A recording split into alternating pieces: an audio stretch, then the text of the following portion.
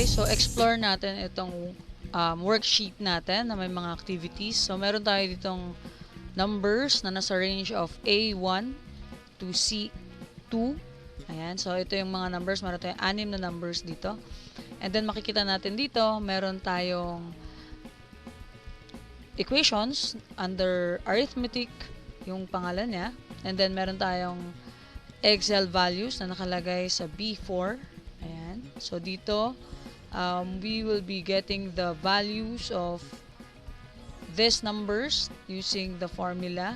Okay, gagamit tayo ng mga symbols. And then, Excel cell address naman, yung gagamitin natin kung saan yung mga identified numbers under arithmetic ay gagawin pa rin natin ang formula, pero yung cell name ng ating numbers ang gagamitin natin, just like here sa ating example. So, makikita natin, 2 plus 10 multiplied by 6 divided by 8.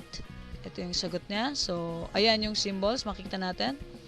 So, plus sign for addition, asterisk for multiplication, and slash for division. So, dito naman, same operation or yung symbols na ginamit for operations. Pero ang ginamit natin dito ay mga cell name. So, makikita natin na yung cell name, yan, ma-highlight dito sa ating range. So, ganun din ang gagawin natin dito. So, para mabasa as formula yung ating ilalagay sa bawat cell, it should always start with equal sign, followed by the number 5. Yung X dyan, sa Excel, yung X will be read as a text. So, ang gagamitin natin yung symbol na asterisk, followed by 6, plus number, or plus symbol rather, and then number 10. Okay, so ito yung sagot niya, 40. Okay, but if we are going to use the cell address, so equal sign, ano ang cell address ng number 5? That is B1. Okay, so it doesn't matter kung small letter or capital letter yung gagamitin natin sa letters for our cell address, babasahin pa rin yan ng Excel. And then, multiplied, so asterisk ulit ang gagamitin natin. Yung 6 ay C1. Yan. And then, plus, at yung 10 ay B2. Okay? So, mapapansin natin, yung lahat ng cell address na type natin dito, identified dito sa ating range, at ito ay naka-active. Okay? Or nag-change yung kanyang cell color and yung border line niya. Kaya na-identify natin dito. So, pag in-enter natin ito, we will get the same answer. So, if we are going to try to answer the rest of the equations here, so, we will be able to get the answer. So, equal sign.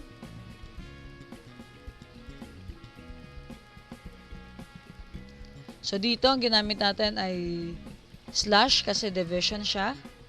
And then, parentheses. So, we are now following the PEMDAS. So, yung parentheses, exponent, multiplication, division, addition, and subtraction.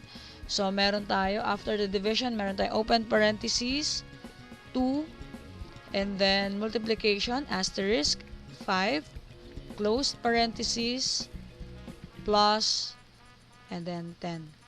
Okay, so enter natin. We have 11. Now, if we are going to use the cell address of 10 is B2. Okay, division, parentheses again. So, the cell address of number 2 is A1. Asterisk for multiplication, B1. Closed parentheses, plus sign, and then 10. We are supposed to get the same answer here. Okay? And then for this next one,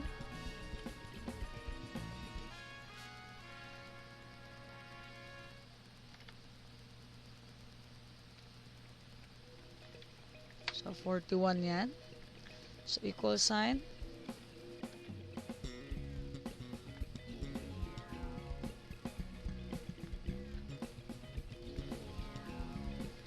Okay, so we have the same number or answer. So by the way, makikita ninyo yung cell address na ginamit natin kapag selected natin yung cell or active cell.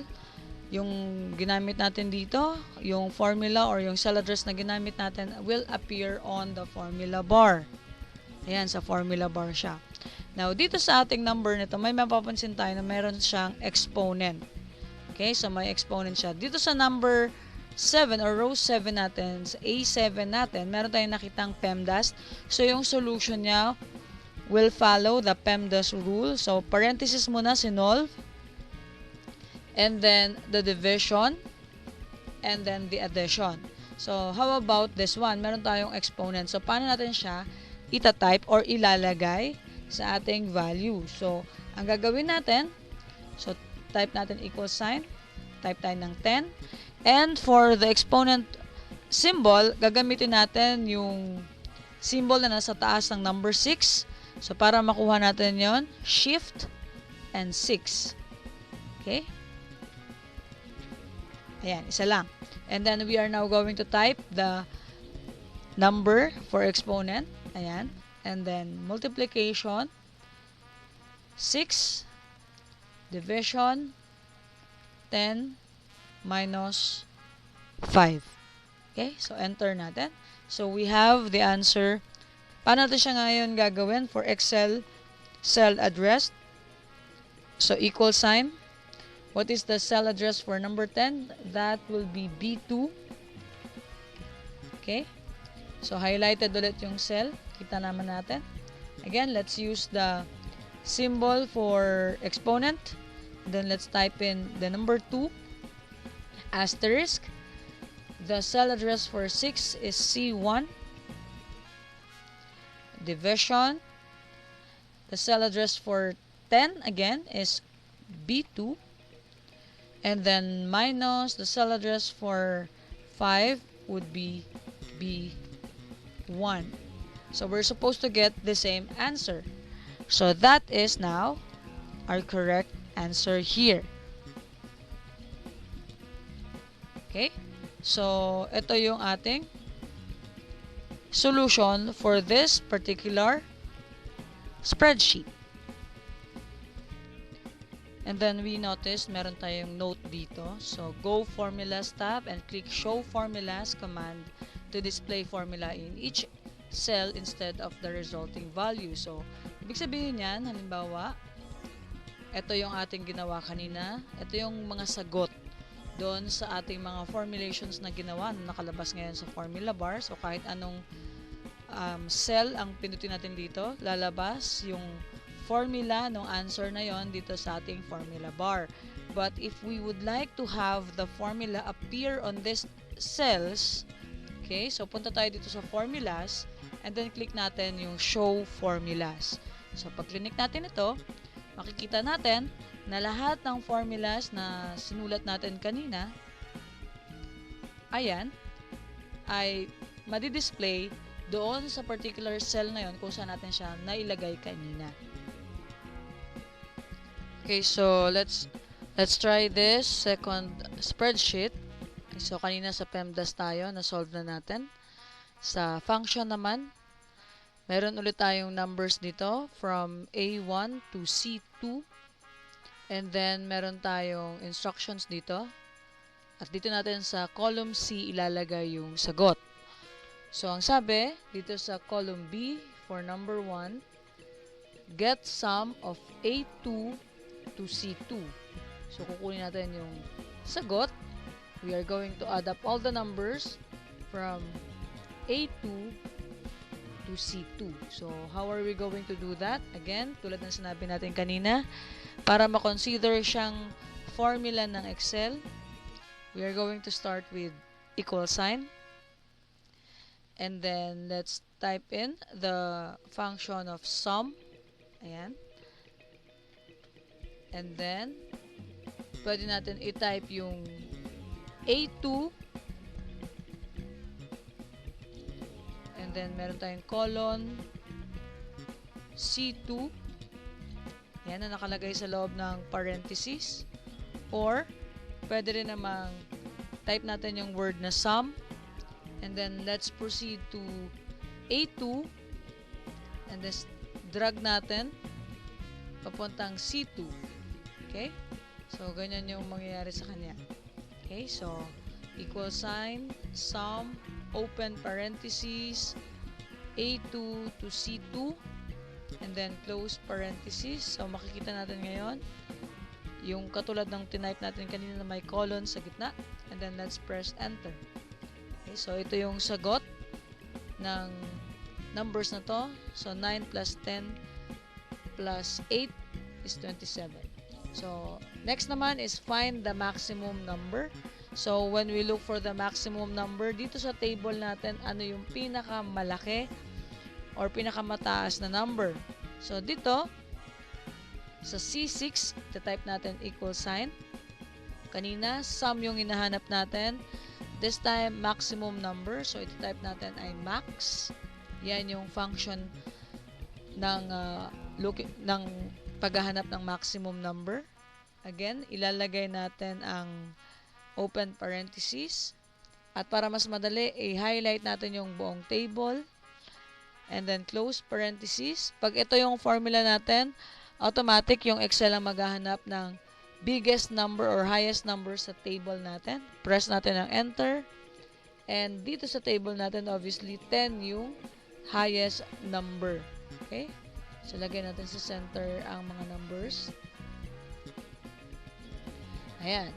So, sa B7 naman, yung third na kailangan natin gawin ay minimum naman. So, kanina maximum, ngayon naman ay minimum. So, obviously, dito sa numbers natin na nakalagay sa ating spreadsheet, ang least number or minimum number is number 2. So, tingnan natin kung tama yung magiging formula natin. Dapat number 2 yung lumabas. So, equal sign tayo ulit. Type naman natin ay min for minimum, M-I-N. Open parentheses, and then highlight natin yung buong table. Close parentheses, and then enter. So, 2 yung pinakamababang number sa ating range. Dito naman sa count all the numbers, obviously meron tayong 6 numbers dito. So, gagamitin natin ang function na count para ma-confirm natin na 6 nga yung numbers. No? So, kahit obvious naman siya. So, equal sign. And then yung word na count. Open parentheses ulit. Highlight natin ulit lahat ng numbers na nasa table or yung buong table, kahit gaano pa yan karami, kaya yung bilangin ng Excel. Lagyan natin ng close parentheses and then enter. Okay? So, dito naman, get the product of B1 and B2.